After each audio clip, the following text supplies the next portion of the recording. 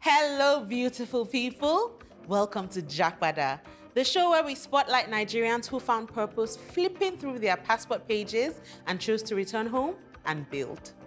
Every day, people are born into different circumstances. It's the luck of the draw, they say.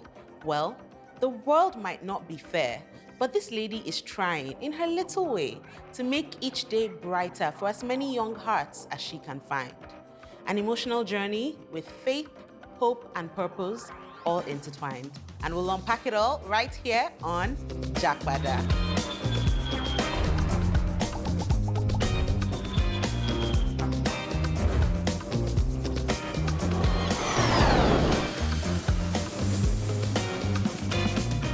Welcome back.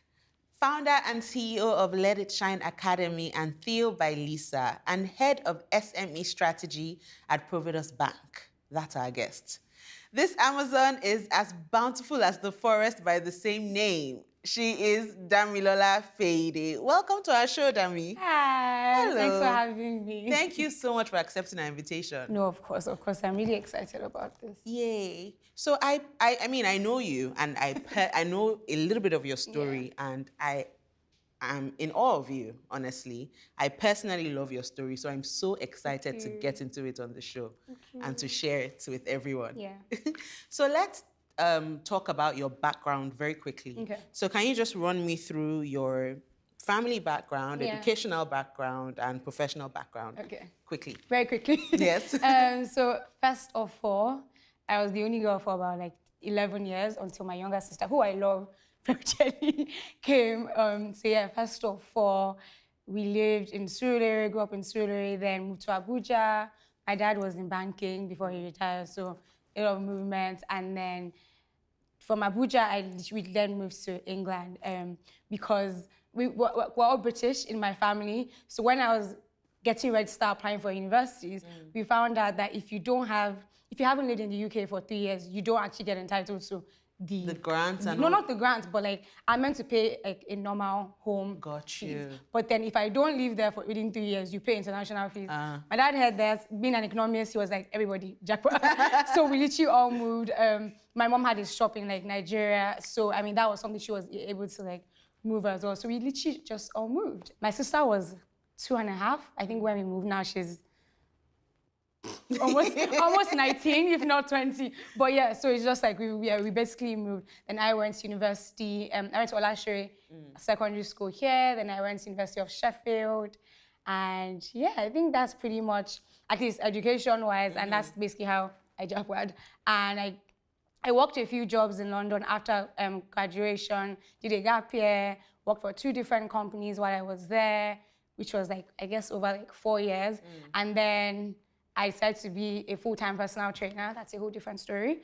Personal trainer? Yeah, I did that for almost a year. Wow. That was my job. Oh, wow. And then I JAPADa'd back. I don't know if that's a word. You JAPADa'd. Yeah, yes. I came back by myself, solo, so everyone's over there. Well, so your family is still over there in the UK? Everyone tells me that I'm insane. Wow. Everyone's like, I don't understand why. You have a passport, why? Wow. We'll get into that. I'm actually eager to get into all of that.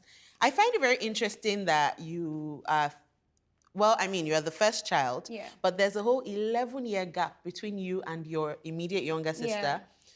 I imagine you probably thought you were the only child. You thought it was just you at some point, So right? I had 2 brothers, but then it was just 3 of us for a long time, and then 11 years later, she just came. So I was the only girl. Oh, so you have 2 older brothers. 2 younger brothers. So 2 younger brothers, got you. And then it was all of a sudden, I remember I was in just 3, and they came for visiting there. And they're like, you're pregnant. I'm like, huh? You can still get pregnant, no offense. I was like, what? What was it like growing up as the first girl in a Nigerian household before you moved? I feel there's 2 sides to. So definitely very princess, daddy's girl, because you're the only one. And my mom, and she's anything pink, or I had that whole full attention thing. But then the flip side was definitely the, caregiver, which is funny now because I have a school and I'm a caregiver. But so that definitely, that nurturing thing was very, very, quick. Yeah. And also because I was first and I'm a girl, it's my mom's handbag and best friend as well. So it definitely, especially being Nigerian, daughters are ready, and then being a first daughter, it's definitely that. So, I mean, it was definitely interesting. I think I enjoyed it. I know that faith is a big part of who you are, Yeah. and it's a big part of your journey. Yeah. Was it always so growing up, or is this something you found a bit later on in life? Definitely found it as an adult. I think even like from uni, well, post-uni, because I think as an adult, life. So I was like, I need something You to had hold to on look to. to God. I need something. I get it. I mean, yeah, it's so crazy how we grow up or we're growing up and we think everything is going to be all fine and dandy. Yeah. And then life just hits you. I couldn't wait to grow up. Interesting. Yeah. And now I regret because I wish I enjoyed those years. Yeah. Yeah, I think growing up, I actually wanted to like just work in a bank because I remember I used to see like these women wearing like skirt suits and heels, and I just wanted like I can't wait to like get there and just start wearing that and working in the web. I didn't even care where it was. I just wanted to look like that. Yeah. And I guess grow up if that makes sense. But yeah. And then you grew up and found yourself in a bank. Unfortunately. Unfortunately. So what's that like, working head of strategy? Yeah, or SME strategy. SME so I had the strategy. SME desk for Providus. I mean, I love it. Like, it's so crazy. And it's weird because now you find certain people that maybe don't like their jobs, and I'm like, I always say I'm not one of them because I genuinely would love what I do. I started doing that almost 2 years now. Yeah. I've been at Providus since I moved back. Okay. So I think I love it. I think it really is really challenging. And I think the best part is just also helping businesses because that's really my job, is to come up with initiatives that support businesses because my bank is really big with SMEs. So it's how can I help you? How can we serve you as an SME? What can I think of? So it's also, I like to think I'm really creative as well in certain aspects anyways. So having to like create programs or initiatives and partnerships and all of that. So I think for me, I'm very big on service. As long as I can serve and help someone or people, then you're I'm good. good. So, and I'm able to do that in my job. With your job. Yeah. Fantastic. With all your jobs. All my jobs, We'll get to actually. that. So let's take it back to your time in the UK. Yeah. You moved a few years before uni, according to what you said. a year before, or a few months before I had to do foundation here. Okay, so you did So I foundation. ended up paying international fees. By the way. It's actually quite sad. Oh, so that didn't work for you. Uh-oh. So that's why everybody was like, I see. So you moved to the UK, you did uni. What did you study in uni? Economics and business management. Okay, so you were done with that and then you went into the workforce, right? Not immediately. I think I had a year and a half, like a gap year. Okay. To just kind of figure a lot of things out. What do I actually want to do? I think my family is really incredible in that they're not pushy and like forceful. So it's actually what actually works for you. We'll give you this time. If it doesn't work out, then we're going to send you out. So it was, do I want to do a master's? If I want to do a master's, what do I want to do it in? What do I actually want to do? All of that. So I think I took that year out to just kind of figure things out. Then the other half of the year was start applying for jobs, you know? So yeah. Nice. So how, between when you graduated from university and when you finally moved back to Nigeria, how much time was that? Oh my God, my math. Good of me. So ballpark. I think maybe 6, if not more. Okay. Yeah. Okay. That's a long time. Because I worked I took like a year and a half, and then I worked there for like almost 2.5 years, and I did another 2.5 years, if not. Then I had another almost a year where I was doing PT and just figuring stuff out and then back. So you had a decent share of adulting in the UK before moving back. Yeah. At what point did it become clear to you that I'm going to move back home? I'm moving back to Nigeria. Yeah. So even saying that was really hard because for a long time, so it's weird because obviously I had like my childhood here, but that is more home for me. I think because I went to a boarding school in Nigeria, so when I was even here, I was barely home. I was shuffling between home and school. So home now, so it's funny because my cousin was in my house in London last weekend, and he was in my room and he goes, oh my God, I had this huge wall of just pictures. And so that's just like how much, that's home. And then my sisters and my siblings all went to school there. So literally from nursery to secondary. So like most of my core memories are there, the park where we grew up. So I think it's hard to really reconcile because I did here, but I think because my family all moved and then they were all younger as well. So it's almost like their childhood almost like spilled into mine. So it's where I kind of call them more home than here. But then, I mean, now here is home for me. But yeah, I guess it's a tricky one. But then when did I know I was coming back to Nigeria? So I decided to come back to do NYSC. Okay. And I was meant to go back after that, like literally a year. But you stayed. Yeah. So like it was not the plan to stay. Like I remember that conversation with my parents and my mom, especially. She was like, I don't understand. What do you mean? Because I was literally just meant to come do NYSC and then apply for jobs towards the end of my NYSC over there and then go back. But then here we are. And clearly, it doesn't sound like your mom has fully come to terms with you. Because you say your room is still set up in London. No, yeah. So a part of her anytime there's any incident in Nigeria, something is burning, better come back home. Insecurity, come back home. So anything, she's like, I mean, now I think because of my school, and I think she actually understands, so it doesn't come up anymore. But then if she gets that small notch, she would. Are you sure? Come back home. But I think everyone's a lot calmer now because they actually are like, even people will say, Dami, you're meant to be in Nigeria. You're on assignment here. You're not going anywhere. Same. I can't imagine you anywhere else. What did you experience during NYSC that made you not go back? God. Really? Yeah. Honestly, that's the only thing that would have actually probably kept me. So God, but then again, like I said, was also that understanding that, for one, it wasn't about me anymore. And there was a reason why I was meant to be there. Because I feel like the way that I live my life personally anyways is, like I said, we're meant to serve people. So it was, where am I meant to be at this moment in time? What do you need me to do, if that makes sense? Why do I exist? So I found that here. So yeah, this is from when I found that it was a yay, oh yay, you know. So and even that every day, and just to say, it's also not easy, especially because my family is not even here. So every day, say, we're still like this was to do. Like I say, yeah, it's definitely not easy. I cry every time I'm at the airport coming back. But again, it makes it easier just knowing that there's a goal, there's a reason why, there's a mission, if that makes sense. Do you think you experienced culture shock when you first come back to Nigeria? I feel like I'm still experiencing culture shock every time. What is the biggest culture shock you experienced? I mean, I guess I would even use like my 9 to 5. I think the workplace dressing, because I worked, it was like a tech company, a startup. So I would go in Crocs or like sneakers or like baggy clothes. I could wear pajamas literally. And it would be fine. But I remember my first day when I started work, they were like, please, this is the handbook, the dress code handbook. Because I was dressed in opposites. So that was like a huge, oh, okay. Then even with like greeting, you know, like in London, it's very like, my sister's friends call my first name. It's like, hi, hello. And I think there was a day I was like, oh, good afternoon. I was like, no, it's good afternoon, ma. It's like, oh, okay. Like, we calibrate. And I have times when I'm like, I need to pay for something, and I'm tapping my card. And they're like, what are you doing? No, like, ma, your pin. You're not tapping your card. And I think when I came back, that was the first time I heard, savings or current? I was like, I don't understand. Like, kind of just, like, I was like, what does that mean? Like, saving? Because you don't do that normally. It's like, or is it default? I was like, what is this? And these things are so 1,000% normal for us. That's what I'm saying, that it was such, even till now, I'm like always having to recalibrate my brain.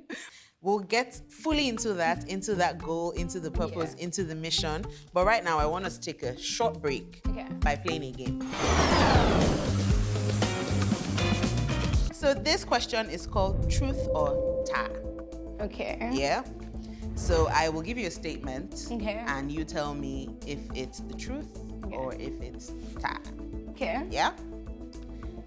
Question 1, or statement 1, rather. Okay. Children learn better in colorful classrooms. I mean, okay, I would say truth because classrooms are at least colorful. So I would say truth. I mean, I don't know how actual that is, but I would say truth, just for that. And you are correct. Yay! Yeah. According to our research, really? Visual stimulation boosts engagement, right? Especially for younger learners. Every Nigerian school is required to register with the Ministry of Education. True. Of course. Of course. Imagine if I said that, they'll be like, okay, I'm going to your school next week. Just go and just, check. A hungry child can still focus well in school. Ta. No, Ta. No. So in your experience, if the children don't eat. No, I'm literally always fighting about feeding. Yeah. Yeah. Yeah. Yeah. Yeah. Kids don't remember bad classrooms. No, sorry, TAF. Like, so I want to say they remember bad classrooms. Yes. So is that true or TAF? That's TAF. Okay, TAF. You can teach literacy through music. True. True. Look at you go. Look at you go. This is my position. Tell me the educator. Come That's on. all for granted. I have to see. I'm so focused. Like, a classroom with no teacher is still better than no classroom. That's wrong. That's I'm like, no. Because what, I mean, a classroom without a teacher, is that a classroom, no. right? Yeah, that's just a gathering of children. You don't need to understand a child's home life to educate them. Again, I don't know if it's true or not, but I think it's tag. I think it's really important, especially because of the kind of school that I run and where I know they're coming from, you know, so it's because you see how that intertwines. There's no way, you can't really separate that. Yeah. Even as an adult, like a lot of times, like trauma response or things you're dealing with, so everything has a root from somewhere, so I think that's tough. Wow, Dami, you are clearly where you're meant to be. That was a perfect score. Yay! There you go, girl. Clearly, you guys are doing everything right there. I'm meant to be running your school. You are, yeah, you're where you're meant to be. I'm not crazy. I'm so excited to get even further in your journey as an educator. Yeah. But we'll get to that very shortly. This is still JAPADA. When we come back, we'll be getting fully into Dami's story as an educator. So do not go anywhere. Welcome back to JAPADA. Our guest today is Damilola Feyide, and we've been having a swell time so far. Yeah. Again. I'm so excited to get fully into your journey because I said before, it's such a beautiful one. Thank you. But let's go back to Mine. Yes, to the point you said you stayed after NYSC. Yeah. I just want to get into that a little bit, you know. Did you face any resistance from family, from friends when you said you're not coming back to the UK, you're not going back to the UK after NYSC? What was that like? Yeah, definitely a lot of resistance, even from yourself. within. I think, like I mentioned earlier, that was actually also the time when I had started working really deeply with God. So it was also very new as well, and everything in me wanted to Go back home. we return, you know. But then I just knew. I don't know how to explain, but you know when you just know. It's just that conviction. So it was during that NYSC year. I was still figuring stuff out with banking. It's funny because my friend and I did NYSC both at Providus, and she left when it was done. But she kept on saying, I feel like you're meant to be here. I was like, no, I'm not. I was already applying, you know, all of that. But halfway through that, I stopped because I started to know that I was meant to be there, which was very like scary and like, what is going on? Then it was also in that time that I won't say the idea, but the seed was planted for Lisa. I just knew that I wanted to just, in my own way, I just was helping kids already. It wasn't anything crazy or gigantic, it was just little. There was a remand home in Mushin, and I was just working with, I was going there every Saturday to teach them like bead making, how to draw, English, just things like that. And as that was happening, NYSC finished, I didn't do like my job said, we want to keep you, all of that. So I had a job already, but again, it was in pounds. My mom was like, I don't understand, what are you doing? You're literally starting. I was basically starting from scratch. Yeah. And all my friends obviously had done NYSC way before me when, you know, a different place, and I was almost starting from scratch. So that's what I'm saying, even I had that contention within me, like, this is very humbling and scary and all of that. Why that name? Why Let It Shine? It wasn't a dream. I literally had a dream. I was with kids teaching, like just playing outside, and there was this little little man. I'm gonna let it shine. Oh, that's so And cute. then I was like, let it shine, let it shine. I just knew it was let it shine. And then I was telling my friend about what I wanted to do. She goes, so it's an academy. So it was Let It Shine Academy. And then Lisa, everyone calls, hi Lisa. I'm like, that's not my name, but okay. Honestly, I would have thought that your name was Lisa as well. Everyone thinks my name is Lisa, and like I did this thing on my... Welcome to Let It Shine Academy. Serve, hear our humble cry, a call to serve, a trained for change. God is with us, we stand in one accord. To unity we shall bring forth. And then with Lisa, I just felt like I wanted to see this thing through. And a lot of people ask me about Lisa, and I would always say, you know when you see something that you can't unsee it? Yeah. So for me, it was not really an option anymore, because how am I going to japa when I know I have seen something and I just couldn't unsee execute. it. I just knew that. I don't know what capacity, but I just knew that I had to be there in my own way to just, I guess, help or just do whatever God needed me to do at that time. And it was just very clear that God needed me there. So obviously it's hard to explain to everyone, God actually needs me here. Like beyond that. And everyone was like, okay, even if he does, to do what? I didn't have it all figured out. I just... At the time. Right now, this is where I'm meant to be. And I think it was also really good for me, just character-wise, to understand that I had nothing to prove or justify to anyone. So they ask why. I'm figuring it out. And that's okay, you know? But yeah, I mean, I guess to answer that question, a lot of resistance. A lot of it. My mom... I can imagine. She's like, is this laziness? She's because she didn't want to apply. So it's funny now, like I'm always laughing with her about it because a lot of people are not going to understand, I guess, what you see or what is happening. So I guess you really have to just be very firm and stand as long as you're sure, you know. You're doing what you're meant to be doing. Now let's talk about Lisa. I mean, so you had a vision, you were very convicted about it, and you decided, I'm going to see this through. You could have decided to set up an actual for-profit school. You know, it could have been a source of income for you, but you decided to set up a fully not-for-profit school. It's a free school. The students don't pay a dime. Why that? I know, everyone literally, I think I have an uncle who was like, there's no profit, I don't understand. How is this good for you? How is this helping you? I mean, bless him, because he's just like, it's also the effort. It's literally giving your life away. So he's like, I don't understand. I mean, first of all, it was, again, obedience. And I think when you enter it as well, you understand why. Because now, because I'm in it, knowing my parents and my kids and seeing the real life things that are going on, I can't even imagine. I mean, one day, by the grace of God, they won't be where they are now, but there's so many people that need the help, you know? So and I think I also guess, okay, you want to do a non-profit, why not just sponsor them into other schools? Why did you have to set up your own school?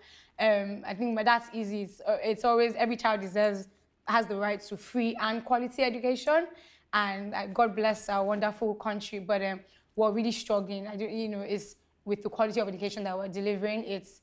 I always say it's like a slow-moving tragedy, but so for me, it's imagine just you pay for their schools and you put them in another school. I know, like you said, the classrooms are empty, there's no teachers. What's the point? So for me, it was ensuring, I feel like that's something I knew that God wanted me to really take charge of and very holistically as well. I think we always think academically, but their behavior, their spiritual life, just the kind of people they want to be, inspiring them, advocating for them, and then their parents as well. So it's not just this hands-off thing, it's very, very hands-on, which is why it had to be a school that was set up and run by me, I guess. So yeah. I mean, I can only imagine undertaking this kind of journey. There will be hard times, and the hard days will be. How hard do the hard days get? Very hard, very hard, very, very hard. If you could describe a day on this journey that has particularly been difficult, what could you do that? I'm trying to even pick one. I mean, there are small ones that, I don't say it's difficult, but it's just like stressful. Oh, the transformer has blown, this and that. But I think the days that are toughest are the ones that actually involve the child. Because, my school, I have so many kids from different backgrounds, different places. We have 4 or 5 correctional centers or remand homes that we work with. So they come to our school. So I think the hard days are when, because I'm really close to my kids. So, something is happening at home or with them. Like, it's more the personal days. Because, carrying that, like when you hear, like, what because they're my kids. They're my kids. What's this person's going on? I can't drop it. It's there, and what they have to deal with and helping them navigate that. We've had days where a child is attacked, and you had to, start doing things I just never thought that I would do or hear. Just so many scenarios, So those days are extremely tough and long. But I think, obviously, my school is a free school, so I'm constantly always looking for funding. So that in itself is incredibly stressful, managing I have 24 teachers and about almost 10 non-teaching staff. So managing each of them. So I think also the tough days are like the really, really long days. Long days. Yeah. What about the good days? Because The good days. There must be some No, really good days. I think almost every day is a good day. Like even in the slightest, like I might come to school and I go to my office and Miss Dami, I wrote a poem about you, and that changes everything. Or if you go to my office, I have pictures that they probably just made for me on Valentine's Day. Unprovoked. So like I like nuts, I like snacking, and on Valentine's Day, just 2 Orion. So we have 2 ounces for just 2, and they came with a huge bag of peanuts, and they all put 15 naira to bury me.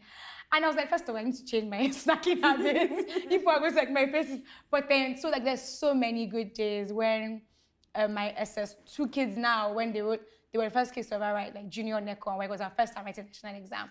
They all passed. We had a huge graduation for them. There's really a lot of good days. So you said the good days outweigh the bad. No, and I think when things are like really hard and tough, I'm like, oh my God, I want to do this. My mom is like, God, do understand? Because it's really, really stressful.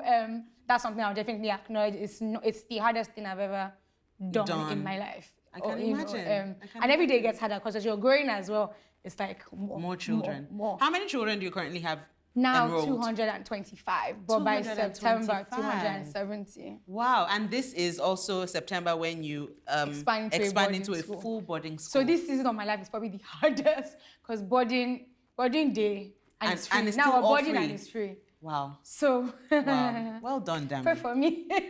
Every day and night. Pray for us, please. You're doing amazing. Thank you. What would you say is the biggest thing that coming back to Nigeria gave you that staying abroad probably wouldn't have?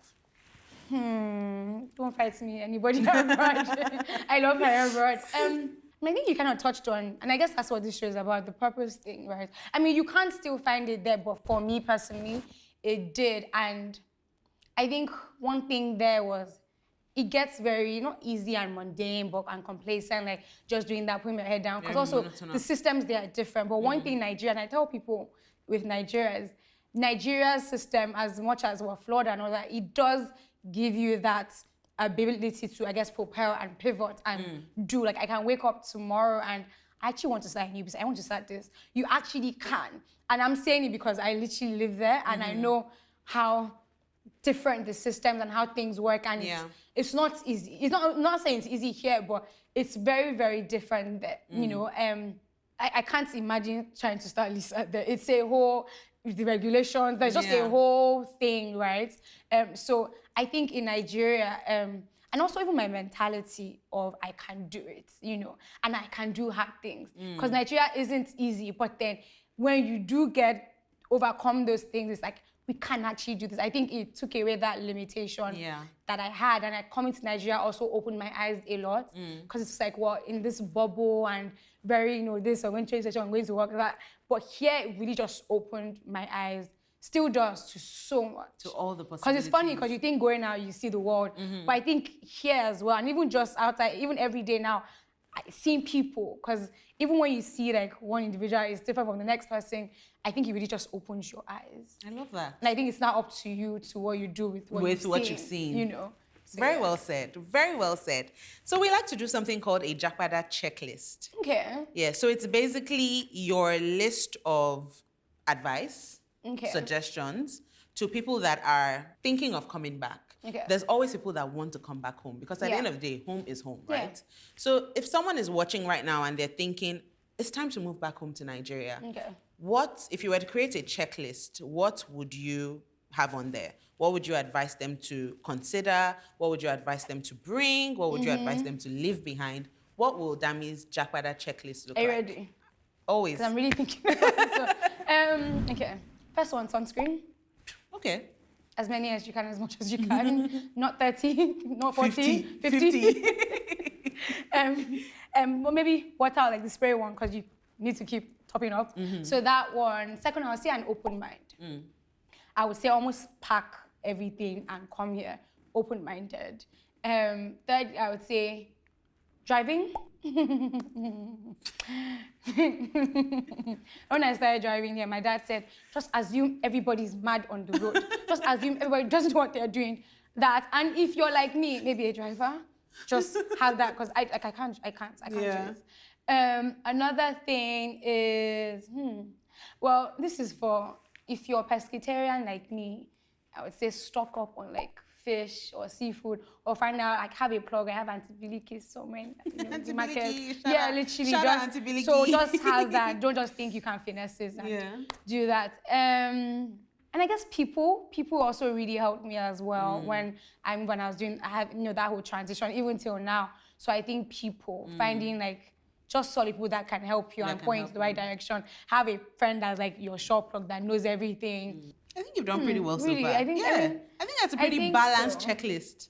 From caring to your skin to keeping an open mind. And one more thing. I would say come back with, I mean, I think I touched on it with open mind, but again, it's the mindset thing of, oh my God, Nigeria, as opposed to how can I serve Nigeria? I think that would change your entire perspective. Because you're coming here already like, oh, that it's just going to be like that. But if you come back, okay, it's like this, so what can I do to serve it?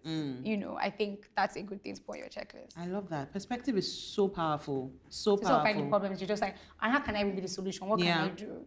So Dami has said it. Think of how you can be the solution rather than always pointing out the problem. There's still so many more gems to be dropped by the amazing Dami. So don't go anywhere. When we come back, we're still going full on with our conversation right here on JAPADA. Let's Secondary School started far back 2021 at Oregon as the Correction Center. We actually went to the place where the students are not given the priority to have secondary school education. At that point, all what they give to them is just primary school education. So Let's Secondary School went to Oregon to provide the secondary school education for them. And then we start with a number of 21 students. I found out about this school through my friends when I was encountering school fees problem. So my friend met me, then she asked me why I was not in school because it was during school day. Then I told her about the problem, and she now told me about this school. What makes this unique is that it's a private school, it's not a private school. We don't pay school fees, we don't pay for uniforms, we don't pay for books. Actually, I wanted to be a teacher. I've already made research in other schools to work. But when I got to this school, they said it's a non-profit organization. So the first thing I was thinking about, schools who are not collecting school fees, how are teachers being paid and all, how they can manage it. Then when I got here, there is nothing like owing staffs. Staffs are being paid, and relationship between teachers and parents were very cordial. I was surprised about the free books, the free uniform. So as time went on, and I saw that, yes, that thing was really for free. I will say a story about someone that is the present senior boy of the school. I met him at Oregon, and then when we started with them, they find it very challenging to actually express themselves because of the level of education they had. But when I got there, I realized that it's a very need for them, and we begin to groom them. There is a big progress in his academic pursuit. And for now, he's even aiming to become a lawyer, which is very, very realistic. In the last exam, he had the overall best in the exam. And this is a student that could not probably get his way out while he was at Oregon. I started attending this in the year 2021. That was in Oregon. We had a creative academy, how to grow, how to use the computer, how to knit, how to make different kind of art. Then started being in school on Saturday also. Then from being Saturday, we now started throughout the whole weeks, from Monday to Friday. Previously, we have less than 200 pupils, but right now, almost getting close to 300 students. Our best teacher is Mr. Olani. He's our basic science teacher. This is why I like him because of he teaches us about things, about the future. Anytime that we are not doing anything in class, he comes to our class to help us grow in learning. You are welcome to Let's Secondary School. God bless you. Amen. Roll it, roll it, roll it, and let it go. Bravo. I like Ms. Dami as a person because she has compassion for young people, especially young children. Working with Ms. Dami, she's a very good woman. As young as she is, She has this good relationship with all staff. Miss Damilola Feyide, she's a very kind-hearted person. Like, she's very humble, she's free, she's jovial with her students, and she's a God-fearing person, yes. And I would like to be like her some days. I love you. I love myself. I'm proud of you. I'm proud of myself. I believe in you. I believe in myself. This is Lisa. We are different and are meant to be different. We pick them from the street, and some of them are passing through, even some of them are walking while we pick them. So we want to create that love for them. That's why I say, when I say I believe in you, I believe also in myself, because belief is the starting point for every successful enterprise. Or even as a student, when you don't believe in yourself, you might feel inferior in the classroom. So when I say I believe in you, I also believe in myself. I love you, I also love myself. I'm proud of you, I'm also proud of myself. So that mentality gave them a notion while in that classroom. I believe in myself.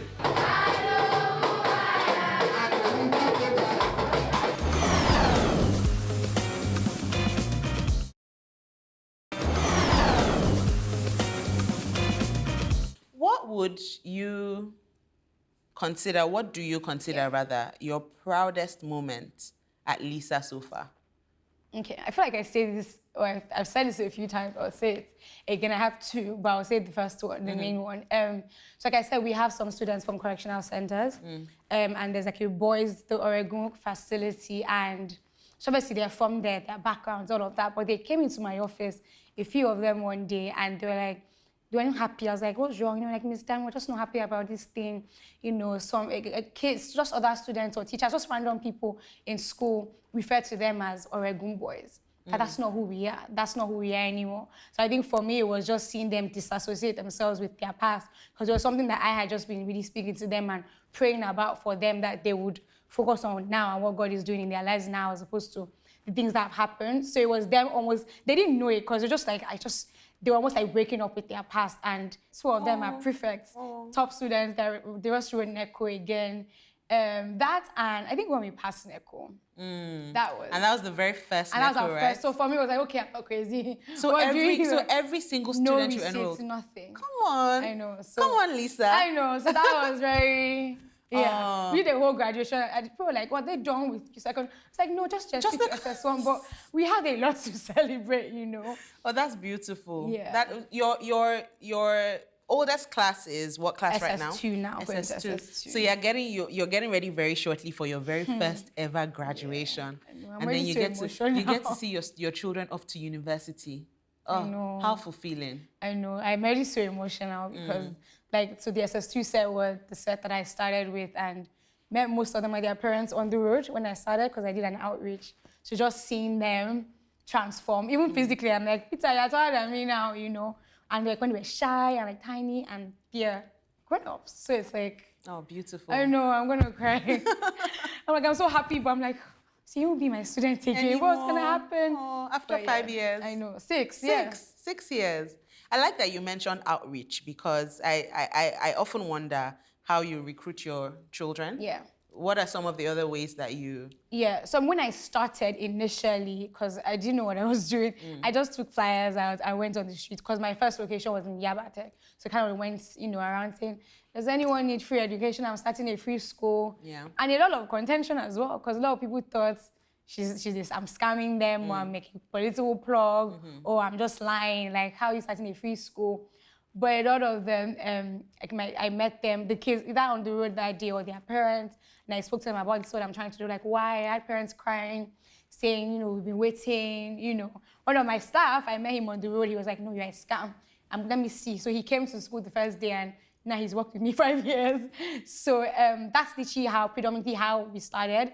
But now, we don't even really do outreaches anymore, because word of mouth has really, really spread. I'm trying to even cut this. So I think this year we had over 200 people apply to join us for September. Wow. And you could only take how many? Like 50 something. Oh. So yeah. But I do have a number for correctional centers already then. Now I even told them this year that I want to also keep going back on the streets as well. So I have like another number that I have kept aside. And I guess they're telling their friends or churches, it's just kind of like going like wildfire. Beautiful. So, yeah. So beautiful.